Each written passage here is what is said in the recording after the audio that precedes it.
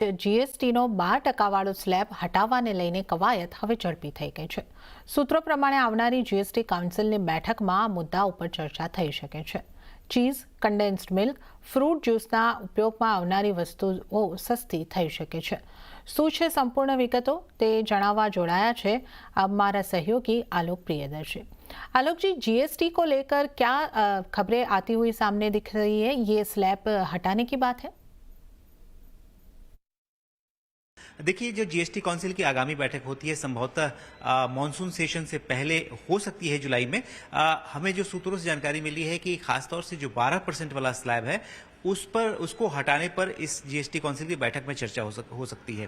दरअसल इस स्लैब को हटाने को लेकर एक रेट रेशनलाइजेशन की कमेटी बनी हुई है, ग्रुप ऑफ मिनिस्टर्स की। तमाम राज्यों के वित्त मंत्री हैं उसमें।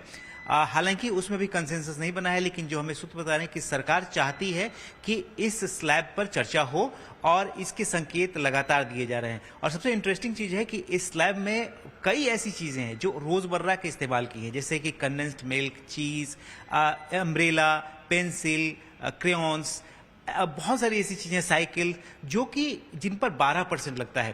कई राज्यों के जो वित्त मंत्री हैं, जो कि इस ग्रुप ऑफ मिनिस्टर्स के मेंबर्स हैं, उन्होंने इस बात की खुलकर वकालत की है कि इन तमाम आइटम्स पर जो जीएसटी दरें होनी चाहिए वो कम होनी चाहिए। तो अगर 12% का जीएसटी हटता है तो जाहिर है कि बहुत सारे जो रोजमर्रा वाले आइटम इस स्लैब में है 12% वाले, वो 5% के स्लैब में जाएंगे। कुछ ऐसी चीजें हैं कि जो बढ़कर 18% में भी जा सकती है, लेकिन वो आइटम्स काफी कम है।